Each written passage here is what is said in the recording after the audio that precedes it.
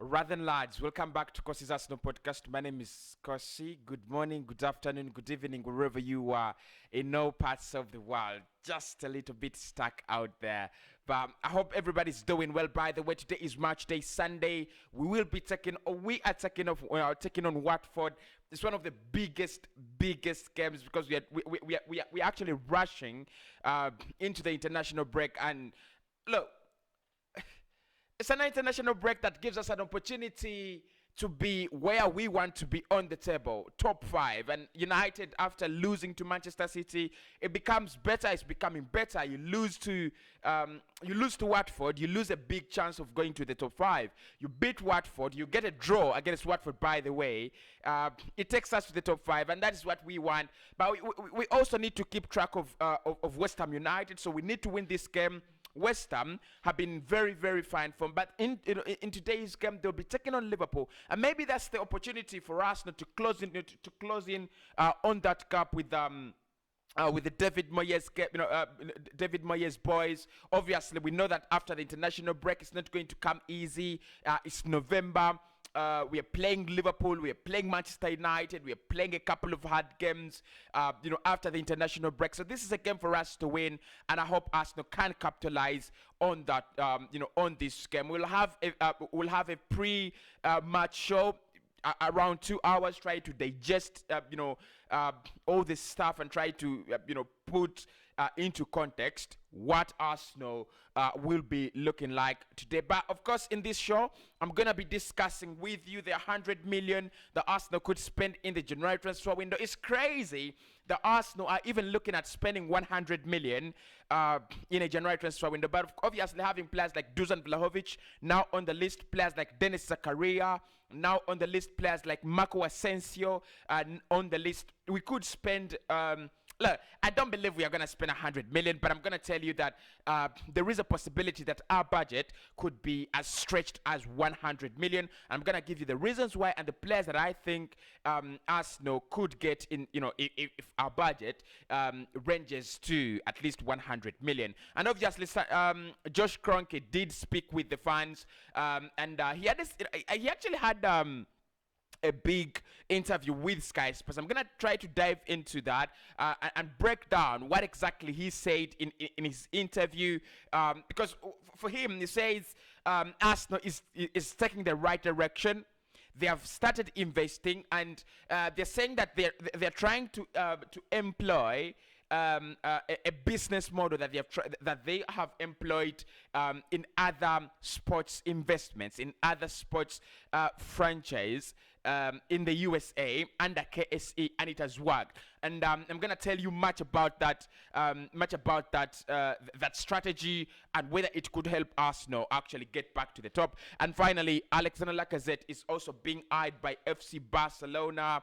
We've talked about his new contract. We've talked about the fact that Arsenal would love to extend his contract. And we have also talked about the fact that the player also wants to stay at the club. But will he actually stay at Arsenal Football Club? That and more is going to come in this show. Make sure you smash a like on the video. Make sure you subscribe to the channel. Let's get this show to past 100 likes.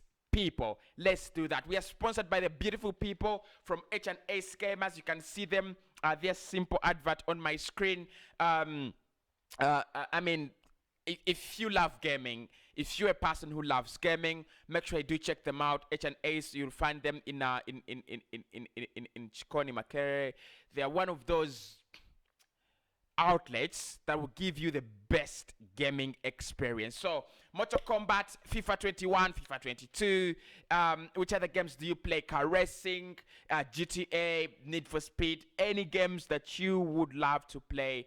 And I said I will be going there for my career mode. So definitely I need to check these guys out, and I need to have these guys sponsor my my career mods, and I'll definitely have my career mods from there. But before I do, make sure you do check them out. They have a very great place over there. So let's get into the content today. A lot of things to talk about. Let us start off with Alexander Lacazette and FC Barcelona. Now, Barcelona have a new manager, and they're really struggling, by the way. They're really, really struggling. But this is not a Barcelona FC show, so we cannot actually dive into their problems. But one of the things I know is Barcelona's recruitment has been bogus, absolute shit. I think ever since they brought in Ousmane Dembele, they've been absolutely off track. They've spent a lot of money. They've given players a lot of wages,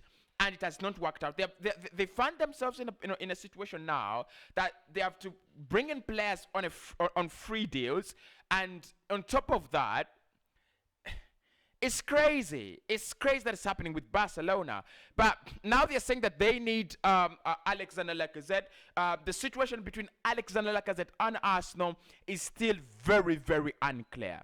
And very unclear, just like I said, it's still very, very unclear. Very unclear. Because the club would want him to stay because he's doing well and he's helping us to do better and things like that. So the club would want him to stay, but the player is actually not interested in staying with Arsenal Football Club, and that is the story that we are saying. So FC Barcelona are knocking on the door for Alexander Lacazette. It could be a January transfer move.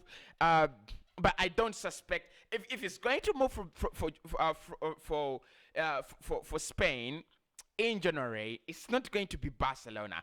For Christ's sake, they've been struggling to pay 5 million release clause for Xavi. They've been struggling to pay a 5 million release clause for Xavi. And reports have it that Xavi has paid his own release clause from Al Sadd to Barcelona. So I don't see how they can take him in January unless if they tie him down to a new contract, to a long-term contract, and then take him to Spain in the summer. That will actually make a lot of sense. But if you tell me that Barcelona at the moment are looking at taking Alexander Lacazette on a free,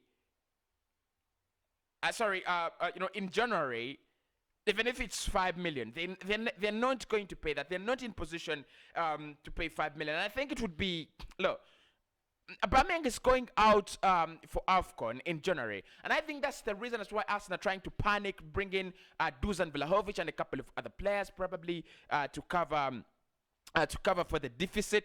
I understand. But the first thing for me is, what we have to do is first keep Alexander Lacazette for January. And look, he will go in the summer eventually, and that's when you can bring in new strikers and new players. But our priority should be keeping Alexander Lacazette for January. I mean, imagine losing two of your best strikers in 1 month. Just imagine that. It would absolutely make no sense. Yes, Dusan Vlahovic is a good player, very fantastic player. We're going to talk about him in this video, but at the end of the day, I still think Arsenal should stick with the fact that bringing a player that actually, brings in self-actualization, right? So, Lacazette going out there, to Barcelona, living for Barcelona, is a deal that doesn't make any sense for me. Let him stay in January. Let him go in the summer. In the summer, we can find a better replacement. In the summer, we can find someone better. In the summer, we can get someone worth it. So, Lacazette to Barca in January, that one is something that I'm not agreeing with. But still talking about Arsenal and the January transfer window, we are actually linked with a 100 million budget. Now, this is me getting excited. Of the fact that we spent some 156 million pounds in the summer. So maybe we have become big spenders. If we did outspend teams across Europe in the summer, we could outspend teams across Europe in January as well. No, and I think that is something that would actually help Arsenal. One, because look, this is the fact. This Arsenal team needs more players. Quality players. So in January, we could use a midfielder and probably a striker or two midfielders. And then in the summer, we could use another two, probably two other midfielders. So you can see that there is a lot to do. There's still a lot to do, with this Arsenal side, especially when it comes to, bringing in the right players and assembling the right team, a top 6 team, a top 5 team, a top 4 team, a top 3 team, and a team that probably in the future could be challenging for the UEFA Champions League and the Premier League. That is not me getting excited. Look, at the moment, Arsenal is being linked with 2 players, and both of them could cost us a total of 100 million. That is Denis Zakaria and Dusan Vlahovic. Let us start off with Denis Zakaria, and why I think the 100 million is justifiable. Denis Zakaria is a player whose contract runs down in the summer, but I've said this. Gladbach know that the player doesn't want to stay with them, and now there are more opportunities for them to lose the player on a free than get some money. And these 2 months, November and December, should be very, very vital months.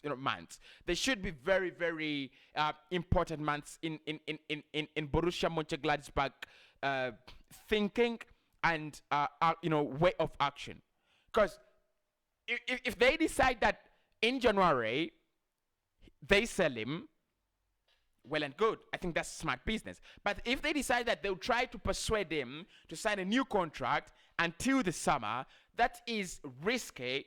That there is a little bit risky. Because it's risky because if he doesn't sign, they lose him on a free. And this is where Arsenal come in. At the moment, they want £25 million. I think we can get him at very, very cheaper than that. Way cheaper than that. All we have to do is stand our ground, go to Borussia Mönchengladbach and tell them, hey, this guy, we either tie him down on a long-term contract and sign him on a free, right? Sign him on a free in the summer, which you do not want, obviously, or you give us the player for 15 million or for 13 million or for 12 million. I think they'll look into it, right? What Arsenal have to do is agree terms with Denis Zakaria. What we have to do is put down a suitable offer that Denis Zakaria cannot actually reject. The moment we influence Denis Zakaria into playing for Arsenal, the moment we influence Denis Zakaria into joining us, that is it. That is where the big deal is. Because for me, the big deal at the moment is we cannot put Borussia Mönchengladbach on pressure, because we do not have the word of the player. But the moment you get the word of the player, the moment you agree terms with Denis Zakaria, it becomes a little bit easy. So you can easily threaten Borussia Mönchengladbach that we are taking the player on a free, or if not, if you do not want to take the player, if you do not want us to take the player on a free, what you should do is give us the player for 15 million or 13 million, which money that's not even going to be paid, up front. You could just give them 5 million up front or 8 million up front, and then you could pay the rest of the money, in suitable installments, just like we did with Nicola Pepe. So Denis Zakaria is one to watch. Want to watch out for in the January transfer window. Arsenal very, very closely monitoring that one, as well as Marco Asensio. Now, Marco Asensio is he is a player that many Arsenal fans think is overrated, overhyped. I don't know what you people think about Marco Asensio, but it's another player that could cost us between 15 to 25 million pounds or 30 million pounds. I think Arsenal do need that box-to-box, that talented box-to-box midfielder, that player that can, that can add a lot of quality to the midfield. And I think Marco Asensio has got that element. Is he exceptional? No. But is he better than probably what we have? I think it fits into the picture of what Arsenal want to do, right? He fits into the picture of what Arsenal want to do. A player who's, he's young, a player who can self-actualize, a player who has a lot of room for improvement. So I still think if Arsenal went for Marco Asensio, I wouldn't be really disappointed, unless if we paid crazy amounts of money. I'll take Marco Asensio over Dani Ceballos because we've been linked with Dani Ceballos as well. But I'll take Marco Asensio over Dani Ceballos. But away from that, you have the 80 million striker that Arsenal are looking at. That is Dusan Vlahovic. So I've reported about this. I've reported about this, and I said Arsenal could as well spend way less than 80 million if we are serious about Dusan Vlahovic. Fiorentina almost in the same cage as Borussia Mönchengladbach. Both clubs know that they lose the player if they lose the player on a free if they don't get money in January and if the player doesn't agree to sign a long-term contract. So what they're trying to do, and this is what they should try to do, by the way, is they have to agree terms with any other club out there. They have to agree terms with any other club out there.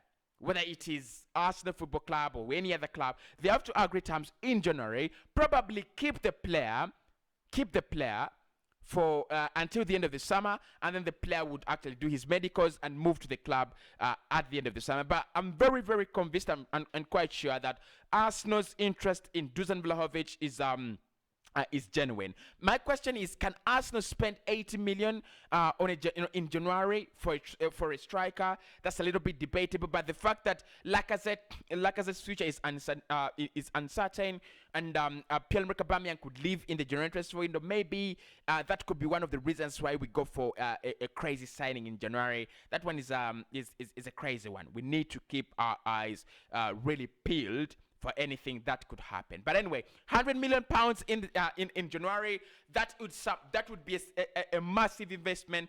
That would be something that Arsenal, I don't know, it would help us get top 6. It would help us consolidate, because Tottenham have brought in Conte.